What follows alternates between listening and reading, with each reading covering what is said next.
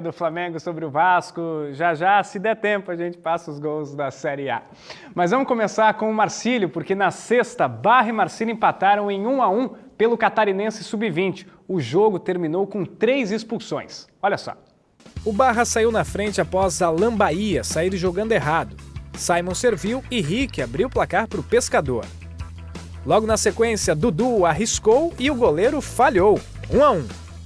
No segundo tempo, o árbitro Sander distribuiu cartões vermelhos.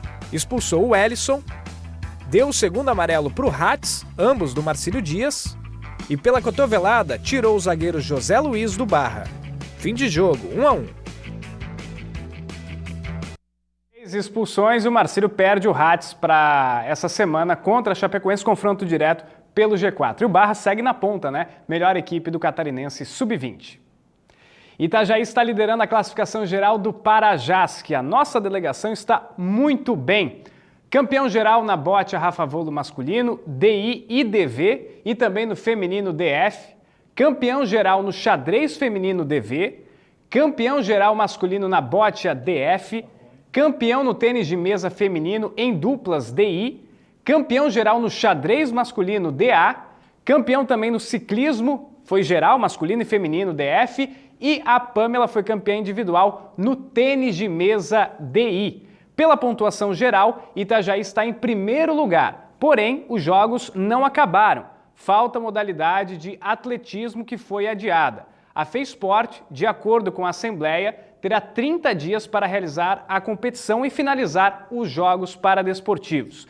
Lembrando que a FESPORT vai arcar com todos os custos de alimentação, transporte e hospedagem e muito grande a possibilidade de Itajaí ser campeão novamente do Parajasc, né? Mas tem que terminar a prova de atletismo, né? Itajaí também vai disputar e aí a gente aguarda a definição do Parajasc, que infelizmente tivemos algumas modalidades adiadas ou canceladas neste ano. Voltando ao futebol, o Brusque empatou em 0-0 com o Novo Horizontino no Gigantão das Avenidas e segue na zona de rebaixamento da Série B. A gente tem aí o VT para você acompanhar como foi Brusque e Novo Horizontino e a fala do técnico Luizinho Vieira. Dentinho, na meia-lua, obrigou Jordir a trabalhar. O camisa 10 do Brusque, impedido, ainda cabeceou para fora. O Novo Horizontino assustou no contra-ataque, Marlon chutou para fora. E Matheus Nogueira salvou o Brusque no chute do Fabrício Daniel. Nada de gols, 0-0. Melhorou muito da minha chegada para cá. Né? Uma das coisas que me preocupou, principalmente no jogo da Copa do Brasil, é que a gente foi dominado no jogo. E hoje é notório, a partida, o controle, o jogo foi equilibrado, mas a gente teve um controle muito bom ao longo da partida, principalmente desse momento sem bola, que nos deu condição de se defender bem. E agora a gente tem que melhorar essa fase e as articulações do poder ofensivo. O Brusque vai viajar. Próxima rodada enfrenta o Amazonas lá no norte do país. Bora ver mais gols. Catarinenses em campo. Na Série D, o Barra buscou o empate contra o Avenida no Rio Grande do Sul. E o Avaí venceu a 5ª seguida sob o comando do Gilmar Dalpozo. Acho que o Leão vai subir, hein? O Vasco abriu o placar no Maracanã. Golaço de Verrete, 1-0. Mas Cebolinha empatou para o Flamengo. Pedro, de peito, virou o jogo para o Fla. Davi Luiz fez esse golaço ainda no primeiro tempo, 3-1. E não parou por aí, Arrascaeta ganhou do Léo e fez o 4º gol do Mengão. Bruno Henrique, o 5º do Flamengo. E até o Gabi voltou a fazer gol. 6-1, maior vitória da história do Flamengo contra o Vasco. Na Neoquímica Arena, o Botafogo venceu o Corinthians, 1-0, gol de Júnior Santos. E no Morumbis, vitória do São Paulo para cima do Cruzeiro. Lucas Moura abriu o placar para o Tricolor e Caleri fechou a conta, 2-0 São Paulo. Pois é, a redação tem muitos flamenguistas, eu estou até um pouco atordoado, e não é que entrou os gols do Flamengo contra o Vasco, os gols da Série A do Brasileirão. Pois é, né? O Vasco perdeu por 6-1, cara, que loucura. Maior goleada do Flamengo sobre o Vasco na história, porém, vou puxar a sardinha pro meu lado. No histórico geral, Vasco 7-0 no Flamengo em 1971 é a maior goleada do clássico em todos os campeonatos. Aí Carioca de 31, vale também. No Brasileiro agora passa a ser Flamengo, 6-1 no Vasco de virada. Vamos ver os gols dos catarinenses então, porque o Avaí venceu, o Barra empatou e o Criciúma perdeu aos 46. Olha só. Jogando nos Eucaliptos, o Avenida saiu na frente com Carlos Alberto. O Barra empatou no segundo tempo com esse golaço de Adilson Bahia. Derrubou a Coruja, 1-1. Em Itu, esse Avaí faz coisa. Mais uma vitória do Leão da Ilha sob o comando de Gilmar Dalpozo. Jonathan marcou. Ituano 0, Avaí 1. No Heriberto Wilson, o Palmeiras saiu na frente de pênalti com o Gustavo Gomes. O Criciúma empatou com o Mateuzinho.